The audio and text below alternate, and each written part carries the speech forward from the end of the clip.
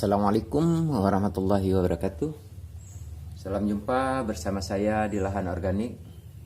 Salam sukses, salam beraktivitas, salam berinovasi, dan salam berkarya.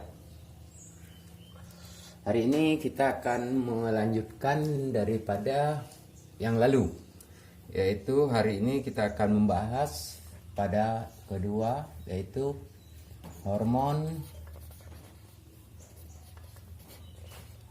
sitokinin. Sitokinin ini adalah salah satu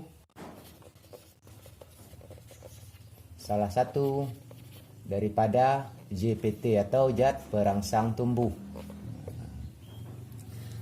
Unsur sitokinin ini sangatlah diperlukan saat kita melakukan pencangkokan dan juga penanaman daripada batang-batang baru.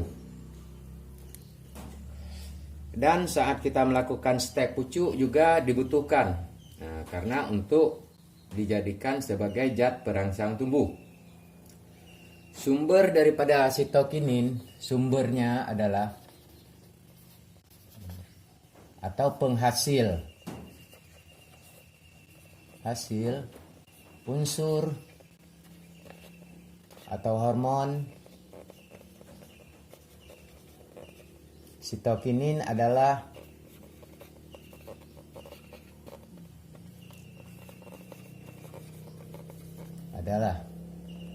dari jagung muda,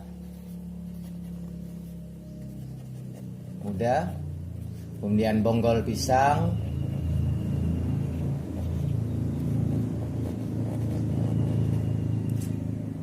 dan juga air kelapa.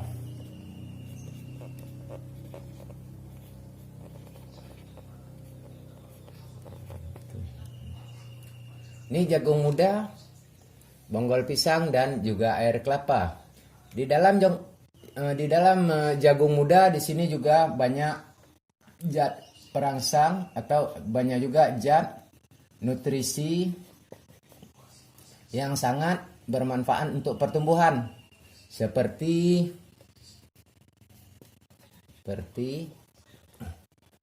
unsur kalsium, kemudian unsur magnesium,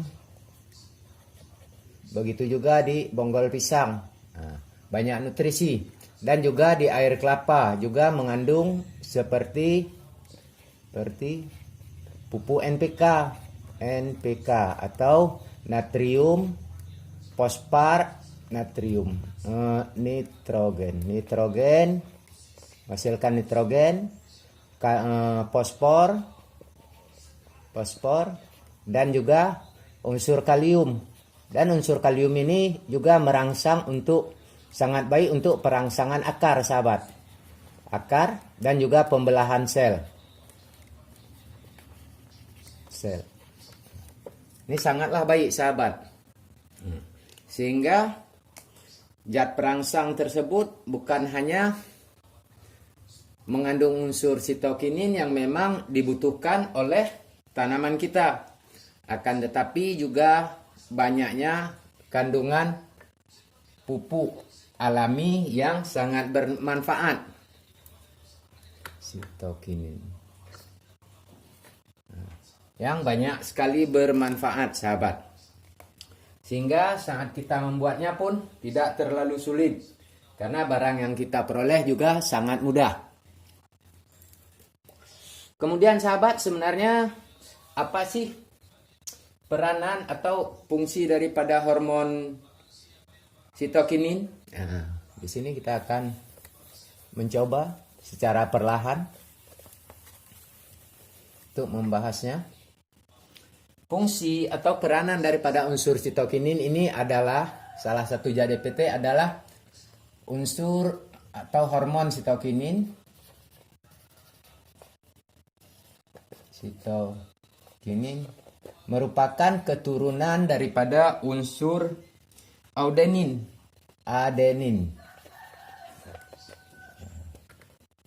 Ini berperan atau berfungsi, fungsinya saya singkat aja. adalah satu, merangsang pembelahan akar sel. Merangsang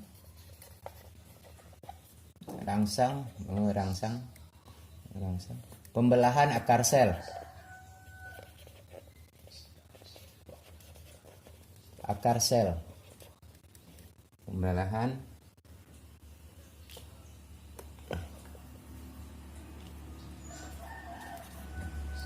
kemudian fungsi dari yang kedua yaitu menghambat proses penuaan pada daun. Menghambat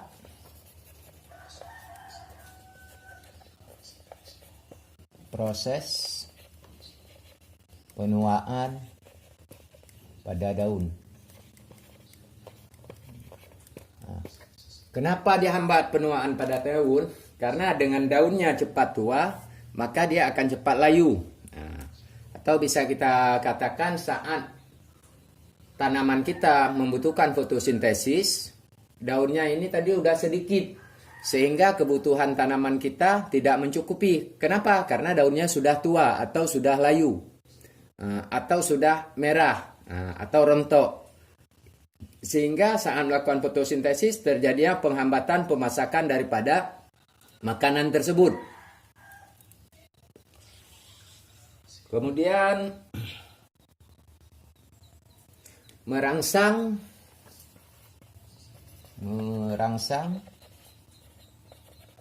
pertumbuhan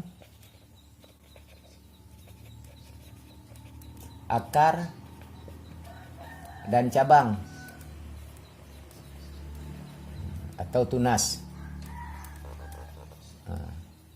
Jadi dia berfungsi juga merangsang pertumbuhan akarnya. Kemudian yang keempat, unsur sitokinin atau hormon sitokinin selalu bekerja sama dengan unsur auksin. Jadi setiap hormon ini adanya saling keterkaitan antara satu dengan yang lainnya. Begitu juga dengan unsur auksin yang lalu. Juga dia bekerja sama dengan unsur geberilin nantinya. Dalam merangsang pertumbuhan akar. Kemudian yang kelima, merangsang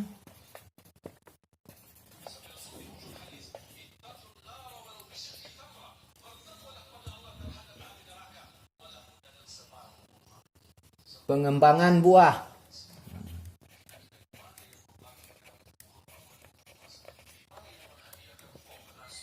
Jadi merangsang buah ini yang awalnya kecil, seperti ini misalnya. Ini dirangsang agar menjadi lebih besar. Dirangsang, karena tanpa adanya perangsangan buah tersebut juga tidak akan membesar. Sehingga daripada hormon tersebut sangatlah berpengaruh. Jadi kita lihat kadang, ini pohon jambu saya buahnya kok kecil-kecil, dulunya awalnya besar-besar. Kenapa? Karena kekurangan daripada hormon sitokinin. Dan ada juga memang sengaja kita perkedil. Nanti di depan akan kita bahas. Kenapa diperkedil? Karena memang kita menginginkan tanaman bonsai, sahabat. Kemudian di sini yang ke-6 yaitu merangsang tumbuhnya daun muda.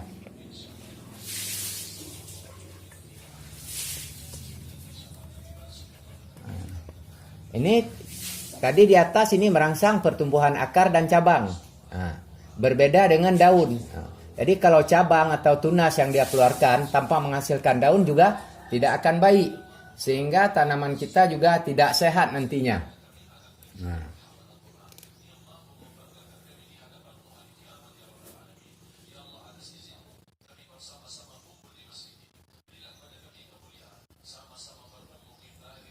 Ini sangatlah mempengaruhi daripada saat kita melakui pembuatan zat perangsang, sahabat. Nah, jadi sebenarnya jak perangsang itu terlebih dahulu kita harus mengetahui hormon apa saja sih yang dibutuhkan oleh tanaman kita. Sehingga tanaman kita atau saat kita melakukan pembuatan zat perangsang tidaklah menjadi sia-sia dan lain sebagainya.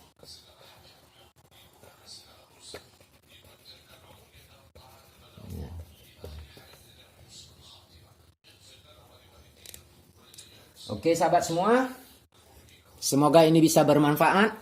Salam sukses, salam beraktivitas dan salam berinovasi. Sebelum saya menutupnya di sini, terlebih dahulu saya memohon maaf jika ada kata yang salah atau yang silaf dan kurang jelas. Jangan sungkan untuk menyampaikan komentar atau kritikan dan saran untuk memajukan dunia pertanian ini. Oke sahabat, assalamualaikum warahmatullahi wabarakatuh.